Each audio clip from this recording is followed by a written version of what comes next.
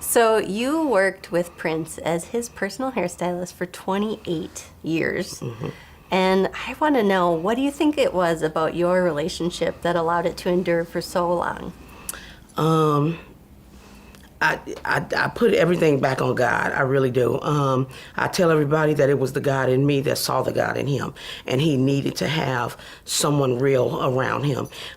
There was enough yes men and things like that, and that wasn't what I was there for. You know, he saw me as like the girl next door, the home girl, his mama sometimes, because I was always bossing him around. So, I took care of him and made sure he got from A to Z. So, I think he needed that around him, because that was missing. So you could maybe talk back every now and then? Every now and then, yeah. So obviously Prince's hair changed a lot. Right. And I'm wondering, do you have a favorite hairstyle or a couple favorite hairstyles that come to mind? Well, the one most notable, of course, the Super Bowl hairdo. We had just finished his hair. His hair was gorgeous. That's when he kept it cut short, and we had put these beautiful big curls in the top. And so all day we had been outside taking pictures, doing all kind of stuff.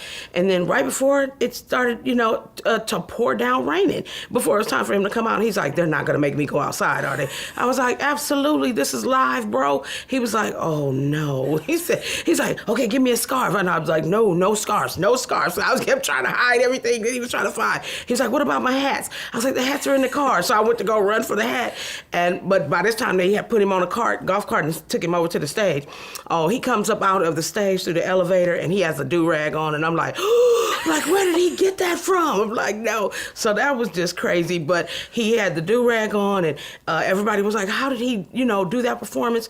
And was there an umbrella over the stage? And I was like, "No." I said, "That man is just magic." I said, "He's the only man that we know that can dance underwater and not get wet, And I said, so he performed that whole Super Bowl performance. It was magic. And then at the end, he just took the do-rag and ripped it off and threw it into the audience. And I was like, "That's show business, baby. That's show business." And so when he came off stage, he said, "How'd I do? I was like, "Oh, you was the business." I was like, "Come on, man." But, he always wanted to know, like, "Yeah, well, how was that? But it was beautiful. So that was just a great moment in time for me. The other one was the 1999 concert that we did at Paisley Park. And we had grew it out long. It was beautiful. It had the auburn highlights in the top.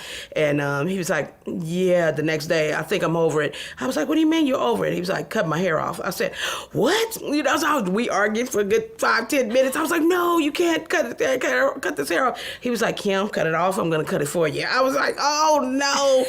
So as sad as I was, I went on and took scissors to it and chopped all those beautiful locks off. But he said he only liked it because it looked good playing his guitar, while he made his guitar sing, he could make his hair flow. So, and the day after that, he was over it. He was like, "Okay, on to the next," So, yeah, we were on to the next hairstyle. So, yeah, that's what that was. New millennium, new Yes, look. Absolutely. Yes. He was ready for change. Yep. What did you think about the afro coming back? Oh, the baby afro I love. The big afro, not so much. Really? But yeah. With the baby afro, I love. Yeah, so he was dating a young lady, Andy Allo, and she was all natural. And so he was like, "I think I want to go natural." I was like, "Boo." But I knew it was something because he was tender-headed and he didn't really like, to get his hair done every day like we always did. So that was convenient for him. So he was like, "I can handle this by myself." I was like, boo. So, yeah, but, we still had to keep it colored and conditioned and all that other great stuff. So, sure. Yeah, it worked out beautiful. Yeah. So you have some special intel I'm hoping that you can share with us about how Prince started wearing light-up sneakers. Oh, yep, nope, but y'all gonna have to wait on the book for that one. Yep, that is a story, but that's in the book. I'm sorry, guys. Yeah, so I have a new book coming out, Diamonds and Curls, and it's gonna be 29 years behind the purple curtain. So rolling with rock royalty. So I'm excited about that, and in that book will be love, life. All the stories of he and I traveling together. Some moments where there were no one but he and I, so no one would know this story but me. Sure. You know what I mean? So, but I'm excited to talk about the man, the brother, the husband, the dad.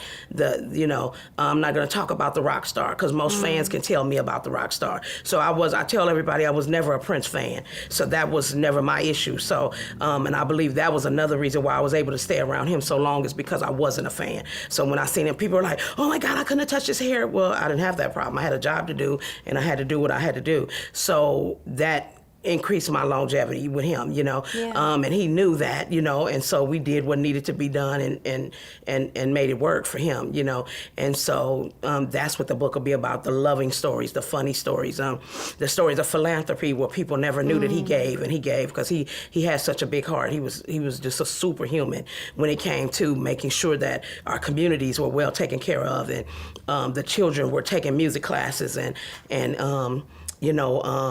computer coding and all that. Yeah. That was major for him. So he would always find organizations that he could pour into and that he could help. So it's just a beautiful thing. I'm excited about telling the world about that part of Prince, not the Prince that you saw on stage.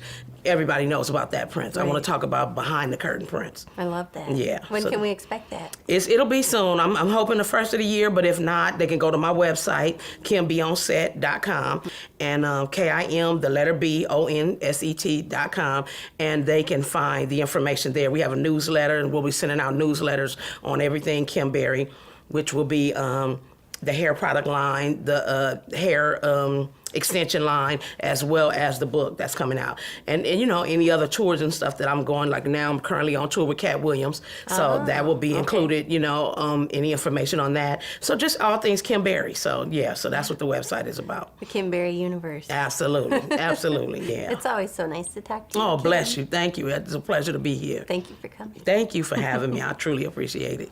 Thank you. Yeah.